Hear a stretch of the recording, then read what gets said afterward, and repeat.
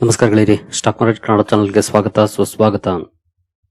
ಗೆಳೆಯರಿ, ವಿಡಿಯೋದಲ್ಲಿ ದೊಡ್ಡವರ ಪೋರ್ಟ್ಫೋಲಿಯೋಗಳಿಗೆ ಸಂಬಂಧಪಟ್ಟಂತೆ ಒಂದಷ್ಟು ವಿಷಯವನ್ನು ತಿಳ್ಕೊಳ್ಳೋಣ. ಹಾಗೆ ಮಾರ್ಕೆಟ್ಗೆ ಸಂಬಂಧಪಟ್ಟಂತೆ ಕೂಡ ಹಲವಾರು ಸುದ್ದಿಗಳು ಬಂದಿದ್ದಾವೆ. ಆ ಸುದ್ದಿಗಳ ಬಗ್ಗೆ ಕೂಡ ತಿಳ್ಕೊಳ್ಳುವಂತ ಪ್ರಯತ್ನವನ್ನ ಮಾಡೋಣ. ಹಲವಾರು ಅಪ್ಡೇಟ್ ಗಳನ್ನ ಕವರ್ ಮಾಡ್ತಾ ಇದ್ದೀನಿ, ಹಾಗಾಗಿ ವಿಡಿಯೋನ ಕೊನೆವರೆಗೂ ನೋಡಿ ಪೂರ್ತಿ ವಿಚಾರ ತಿಳ್ಕೊಳ್ಳಿ.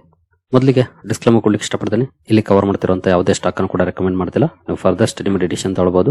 ಆಸ್ ಎಜುಕೇಶನಲ್ ಪರ್ಪಸ್ ನಾನು ಮುಂದೆ ತರ್ತಾ ಇದ್ದೀನಿ. ಹೇಳಿದ್ರೆ ಇತ್ತೀಚಿನ ದಿನಗಳಲ್ಲಿ ನಿಮ್ಮೆಲ್ಲರ ಪೋರ್ಟ್ಫೋಲಿಯೋಗಳು ಹೈಯಿಂದ ಒಳ್ಳೆ ಕರೆಕ್ಷನ್ ಆಗಿದ್ದಾವೆ. ಕೆಲವರ ಪೋರ್ಟ್ಫೋಲಿಯೋಗಳು ನಷ್ಟಕ್ಕೆ ಹೋಗಿದ್ರೆ, ಇನ್ನು ಕೆಲವರ ಪೋರ್ಟ್ಫೋಲಿಯೋಗಳು ಜಾಸ್ತಿ ಇದ್ದಂತ ಲಾಭ ಕಡಿಮೆ ಆಗಿದೆ. ಇದು ನಮ್ಮೆಲ್ಲರ ಅನುಭವ. ತುಂಬಾ ಜನ ಇದಕ್ಕೆ ಭಯ ಪಟ್ಕೊಂಡಿರೋರು ಕೂಡ ಇದ್ದಾರೆ ಮಾರ್ಕೆಟ್ ಅಲ್ಲಿ. ಜೊತೆಗೆ ಒಂದಷ್ಟು ಜನ ಈಗಾಗಲೇ ಮಾರ್ಕೆಟ್ ಸರಿ ಇಲ್ಲ ಅಂತ ಎಕ್ಸಿಟ್ ಆಗಿರೋರು ಕೂಡ ಇದ್ದಾರೆ. ಹಾಗಾದ್ರೆ ಇದು ನಮಗೆ ಅಷ್ಟೇ ಸೀಮಿತನ? ಖಂಡಿತ ಇಲ್ಲ. ಕೋಟ್ಯಾಂತರ ರೂಪಾಯಿ ಇನ್ವೆಸ್ಟ್ ಮಾಡಿರುವಂತ ಎಲ್ಲರ ಪೋರ್ಟ್ಫೋಲಿಯೋಗಳ ಕತೆ ಕೂಡ ನಮ್ಮ ಪೋರ್ಟ್ಫೋಲಿಯೋಗಳ ತರನೇ ಆಗಿದೆ. ಇತ್ತೀಚಿನ ಕರೆಕ್ಷನ್ ಅಥವಾ ಲಾಸ್ಟ್ 1.5 ವರ್ಷದಿಂದ ಪರ್ಫಾರ್ಮೆನ್ಸ್ ಏನಿದೆ, ಅದು ಮೆಜಾರಿಟಿ ಪೋರ್ಟ್ಫೋಲಿಯೋಗಳನ್ನು ಡೌನ್ ಮಾಡಿದೆ ಅಂತಾನೆ ಹೇಳ್ಬೋದು. ನೋಡಬಹುದು, deepening market row dense wealth of Premji, Nadar, KP Singh, Lodha, Rahul Bhatia, ದೊಡ್ಡ ಇನ್ವೆಸ್ಟರ್ ಅಜಿಂ ಪ್ರೇಮ್ಜಿ, ಶಿವ್ ನಾಡಾರ್, ಇವರ ಪೋರ್ಟ್ಫೋಲಿಯೋಗಳು ಕೂಡ ಡೌನ್ ಆಗಿದ್ದಾವೆ.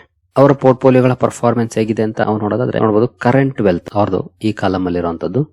ಇದರಲ್ಲಿ ಇವರ ಹೈ ಎಷ್ಟು ಡೌನ್ ಆಗಿದೆ ಅಂತ $3.3 ಬಿಲಿಯನ್ ಅವರ ವೆಲ್ತ್ ಎರೋಷನ್ ಆಗಿದೆ, ಅಂದ್ರೆ ಕಡಿಮೆ ಆಗಿದೆ. 2026ರಲ್ಲಿ ಇಲ್ಲಿವರೆಗೂ 23% ಮೈನಸ್ ಆಗಿರುವಂತ, ಅಂದ್ರೆ ಈ ಕಡೆ ಇರೋದು 2026ರಲ್ಲಿ ಮೈನಸ್ ಆಗಿರುವಂತ ಪರ್ಸೆಂಟೇಜ್. ಇಲ್ಲಿ ಟೋಟಲ್ ಎಷ್ಟು $1 ಬಿಲಿಯನ್ ಲಾಸ್ ಆಗಿದೆ ಅನ್ನೋದು ಇಲ್ಲಿರೋದು ಅವರ ಕರೆಂಟ್ ವೆಲ್ತ್. ಕೆಪಿ ಸಿಂಗ್ ಅವ್ರದ್ದು ನೋಡಬಹುದು, $11 ಬಿಲಿಯನ್ ಇದೆ ಕರೆಂಟ್ ವೆಲ್ತ್. ನೋಡಬಹುದು ಫಿಗರ್ಸ್ ಇನ್ $1 ಬಿಲಿಯನ್. ಕಡಿಮೆ ಆಗಿರೋದು ಹೈ ಇಂದ $3.3 ಬಿಲಿಯನ್, 23% ಮೈನಸ್ ಆಗಿದೆ 2026ರಲ್ಲಿ. ಅಜಿಂ ಪ್ರೇಮ್ಜಿ $21 ಬಿಲಿಯನ್ ಇದೆ ಕರೆಂಟ್ ವೆಲ್ತ್. $5.8 ಬಿಲಿಯನ್ ಡೌನ್ ಆಗಿದೆ.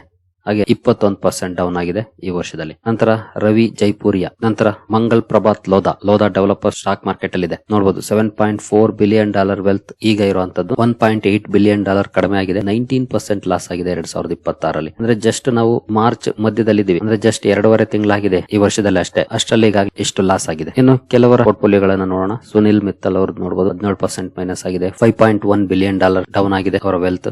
ಹಾಗೆ ಶಿವ್ ನಾಡಾರ್, HCL ಟೆಕ್ ನ founder and chairman, $31 billion current wealth ಇದೆ. ಅದರಲ್ಲಿ $6.4 ಬಿಲಿಯನ್ ಮೈನಸ್ ಆಗಿದೆ. 17% ಮೈನಸ್ ಆಗಿದೆ ಈ ವರ್ಷದಲ್ಲಿ. ಉದಯ್ ಕೋಟಕ್ ಗ್ರೂಪ್ $13.7 ಬಿಲಿಯನ್ ಇದೆ. $2.5 ಬಿಲಿಯನ್ ಮೈನಸ್ ಆಗಿದೆ. 15% ಲಾಸ್ ಆಗಿದೆ. Mukesh Ambani $91 billion current wealth ಇರುವಂತದ್ದು. $16.5 ಬಿಲಿಯನ್ ಮೈನಸ್ ಆಗಿದೆ. 15% ಲಾಸ್ ಆಗಿದೆ ಅವರಿಗೆ. ಗೌತಮ್ ಅದಾನಿ $76 ಬಿಲಿಯನ್ ಇದೆ. $8.5 ಬಿಲಿಯನ್ ಕಡಿಮೆ ಆಗಿದೆ.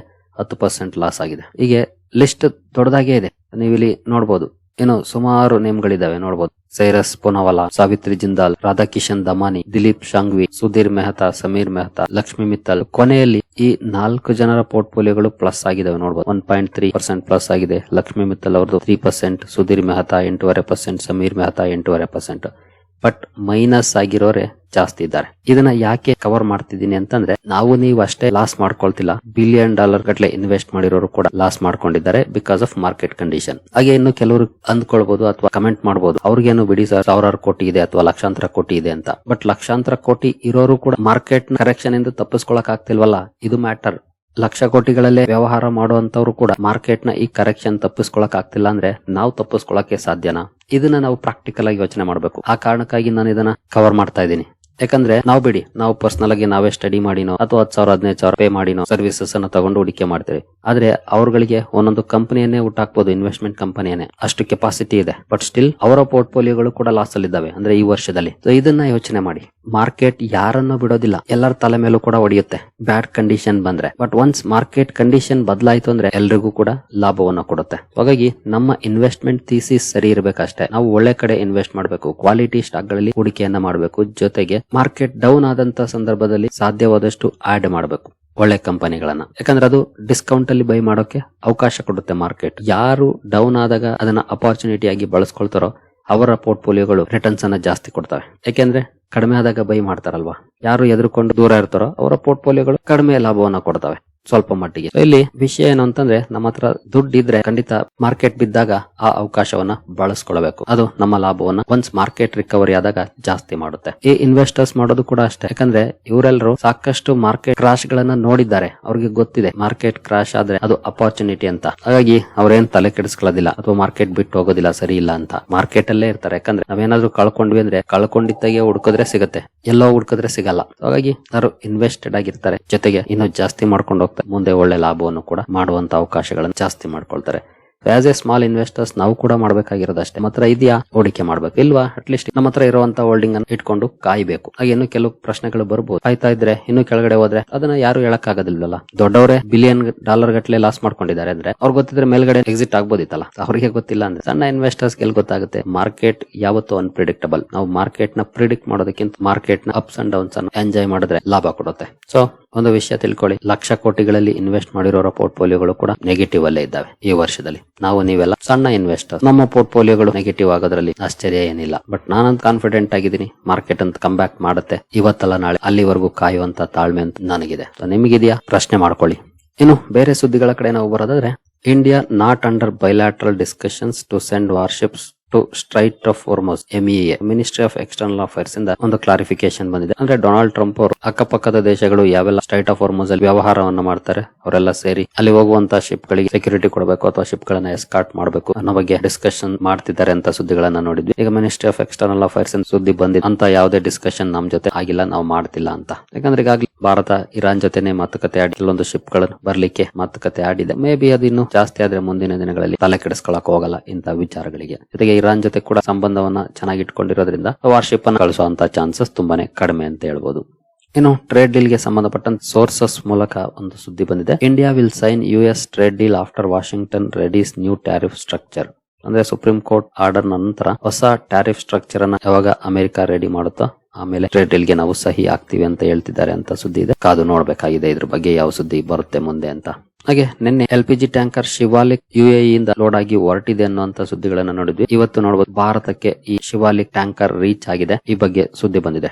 LPG tanker Shivalik reaches India. Crude oil tanker Jag Ladki from UAE to arrive tomorrow. ಈ ಜಗ್ ಲಾಟ್ಕಿ ನಾಳೆ ಇಂಡಿಯಾಗೆ ಬರುತ್ತೆ ಅಂತ ಹೇಳ್ತಾರೆ. ಶಿವಾಲಿಕ್ ಅಂತ ಭಾರತವನ್ನ ತಲುಪಿದೆ. ಇನ್ನು ಸೌದಿಯ ಕ್ರೌನ್ ಪ್ರಿನ್ಸ್ ಕಡೆಯಿಂದ ಒಂದು ಸುದ್ದಿ ಬಂದಿದೆ. Saudi crown prince urges Trump to continue hitting the Iranians hard as war enters third week. Iran ನ ಮೇಲೆ ಅಟ್ಯಾಕ್ ಅನ್ನ ಜಾಸ್ತಿ ಮಾಡೋ ಬಗ್ಗೆ ಸೌದಿ ಅರೇಬಿಯಾದ ಕ್ರೌನ್ ಪ್ರಿನ್ಸ್ MBS ಹೇಳ್ತಿದ್ದಾರೆ ಅಂತ ಸುದ್ದಿ ಬರ್ತಾ ಇದೆ. ಯಾಕೆಂದ್ರೆ ಸೌದಿ ಮೇಲೆ ಅವರು ಜಾಸ್ತಿ ಟಾರ್ಗೆಟ್ ಮಾಡ್ತಿರೋದು ಇರಾನ್. ಹಾಗಾಗಿ ಅಬ್ವಿಯಸ್ಲಿ ಸೌದಿ ಕೂಡ ಅಮೆರಿಕಾಗೆ ಇಂತಹ ಸಂದರ್ಭದ ಈ ರೀತಿ ಹೇಳೋದ್ರಲ್ಲಿ ಡೌಟೇ ಇಲ್ಲ. ಸಾಧ್ಯವಾದಷ್ಟು ಬೇಗ ಈ ಸಮಸ್ಯೆ ಮುಗಿದ್ರೆ ಒಳ್ಳೇದು. ಬಟ್ ಸದ್ಯಕ್ಕಂತೂ ಅಂತ ಲಕ್ಷಣಗಳು ಕಾಣ್ತಾ ಇಲ್ಲ. ಇನ್ನು ನಮ್ಮ ಸೊಂಕಪ್ಪ ಚೀನಾಗೆ ಹೋಗೋ ಬಗ್ಗೆ ಸುದ್ದಿಗಳನ್ನ ನಾವು ನೋಡಿದ್ವಿ. ಬಟ್ ಈಗ ಸುದ್ದಿ ಬರ್ತಾ ಇದೆ ನೋಡಬಹುದು. Trump likely to delay China trip, will it be to pressure Beijing over Strait of Hormuz. Strait of Hormuz ಮುಚ್ಚಿರೋ ಬಗ್ಗೆ ಎಲ್ರಿಗೂ ಗೊತ್ತಿರುವಂತದ್ದು. ಬಟ್ ಚೈನಾದ ಹಡಗುಗಳಿಗೆ ಯಾವುದೇ ರೆಸ್ಟ್ರಿಕ್ಷನ್ ಮಾಡಿಲ್ಲ ಇರಾನ್. ಈ ಅವಕಾಶವನ್ನ ಬಳಸ್ಕೊಂಡು ಡೊನಾಲ್ಡ್ ಟ್ರಂಪ್ ಚೀನಾದ ಮೂಲಕ ಇರಾನ್ ನ ಮೇಲೆ ಒತ್ತಡವನ್ನ ಏರಿಸೋದಕ್ಕೆ ಟ್ರೈ ಮಾಡ್ತಿದ್ದಾರೆ. ಅದಕ್ಕಾಗಿ ಚೀನಾ ಟ್ರಿಪ್ ಏನು ಶೆಡ್ಯೂಲ್ ಆಗಿತ್ತು ಅದನ್ನ ಡಿಲೇ ಮಾಡಬಹುದು ಅಂತ ಸುದ್ದಿ ಬರ್ತಾ ಇದೆ. ಮೇ ಬಿ ಚೀನಾ ಇದಕ್ಕೆಲ್ಲ ತಲೆ ಕೆಡಿಸ್ಕೊಳ್ಳುತ್ತೆ ಅಂತ ಹೇಳಕ್ ಆಗೋದಿಲ್ಲ. ಯಾಕಂದ್ರೆ ಅವ್ರು ಯಾಕೆ ಸ್ಟ್ರೈಟ್ ಆಫ್ ಹಾರ್ಮುಜ್ ಮೇಲೆ ಇರುವಂತ ಕ್ಲೋಸರ್ ಅನ್ನ ತೆಗಿಲಿಕ್ಕೆ ಹೇಳ್ತಾರೆ ಹೇಳಿ. ಯಾಕಂದ್ರೆ ಅವ್ರ ಶಿಪ್ ಗಳಿಗೆ ಯಾವುದೇ ರೀತಿ ತೊಂದರೆ ಕೊಡ್ತಿಲ್ಲ ಅಂದ್ರೆ ಅವ್ರು ಯಾಕೆ ತಲೆ ಕೆಡಿಸ್ಕೊಳ್ತಾರೆ. ಬಟ್ ಟ್ರಂಪ್ ಅಣ್ಣ ಅಂತೂ ಈ ರೀತಿ ಸರ್ಕಸ್ ಗಳನ್ನ ಮಾಡ್ತಾ ಇರ್ತಾರೆ. ನೋಡೋಣ.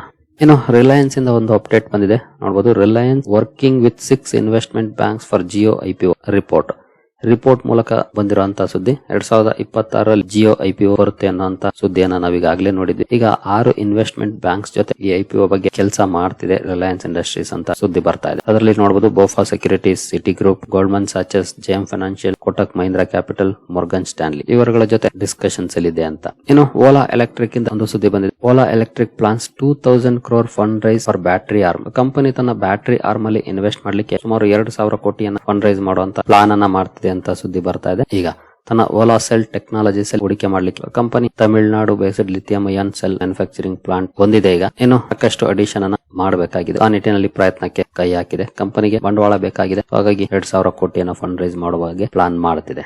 ಇನ್ನು ಟಾಟಾ ಮೋಟಾರ್ಸ್ ಇಂದ ಒಂದು ಅಪ್ಡೇಟ್ ಬಂದಿದೆ. Tata motors to increase commercial vehicle prices from April 2026. April ಇಂದ ಟಾಟಾ ಮೋಟಾರ್ಸ್ CV ಪ್ರೈಸ್ ಅನ್ನ ಜಾಸ್ತಿ ಮಾಡೋ ಬಗ್ಗೆ ನಿರ್ಧಾರವನ್ನು ಮಾಡಿದೆ. ನೋಡಬಹುದು ಅಪ್ ಟು 1.5% ಪ್ರೈಸ್ ರೈಸ್ ಮಾಡ್ತಾ ಇದೆ. ಇದು ಆಸ್ ಎ ಇನ್ವೆಸ್ಟರ್ಸ್ ಒಳ್ಳೆ ಸುದ್ದಿ. ಬಟ್ ಆಸ್ ಎ ಕನ್ಸ್ಯೂಮರ್ ಅಂದ್ರೆ ಕಮರ್ಷಿಯಲ್ ವೆಹಿಕಲ್ಸ್ ನ ತಗೊಳ್ಳೋಂತರ್ಗೆ ಬ್ಯಾಡ್ ನ್ಯೂಸ್ ಅಂತಾನೆ ಹೇಳ್ಬೋದು. ಯಾಕಂದ್ರೆ ಪ್ರೈಸ್ ಜಾಸ್ತಿ ಆಗುತ್ತೆ ಏಪ್ರಿಲ್ 1ನೇ ತಾರೀಕಿಂದ. ಸರಿಗಳೇ, ಡಿಸ್ಕ್ರಿಪ್ಷನ್ ಅಲ್ಲಿ ಅಕೌಂಟ್ ಓಪನಿಂಗ್ ಲಿಂಕ್ ಇದೆ. ಅಕೌಂಟ್ ಅನ್ನು ಓಪನ್ ಮಾಡ್ಕೊಳ್ಬಹುದು. ಇನ್ವೆಸ್ಟ್ಮೆಂಟ್ ಗೆ ಸಂಬಂಧಪಟ್ಟಂತೆ ನಿಮ್ಗೆ ಏನಾದ್ರೂ ಸಪೋರ್ಟ್ ಬೇಕು ಅಂತಂದ್ರೆ ಈ ನಂಬರ್ ಗಳ ಮೂಲಕ ನಮ್ಮ ಟೀಮ್ ನ ಕಾಂಟ್ಯಾಕ್ಟ್ ಮಾಡಬಹುದು. ಇಲ್ಲಿ ಮೆನ್ಷನ್ ಮಾಡಿರುವಂತಹ ಎಲ್ಲ ಸರ್ವಿಸಸ್ ನಮ್ಮ ಮೂಲಕ ಸಿಗುತ್ತೆ. ಬಟ್ ಇದಕ್ಕೆ ಕಂಡೀಷನ್ ಒಂದೇ, ನಮ್ಮ ಮೂಲಕ ಅಕೌಂಟ್ ಓಪನ್ ಆಗಿರ್ಬೇಕು. ಹಾಗಾಗಿ ಅಕೌಂಟ್ ಓಪನ್ ಮಾಡ್ಕೊಂಡು ಕಾಂಟ್ಯಾಕ್ಟ್ ಮಾಡಬಹುದು. ಸರಿಗಳೇ, ಮುಂದಿನ ವಿಡಿಯೋದಲ್ಲಿ ಸಿಗೋಣ. ಅಲ್ಲಿವರೆಗೂ ಜೈ ಹಿಂದ್, ಜೈ ಕರ್ನಾಟಕ.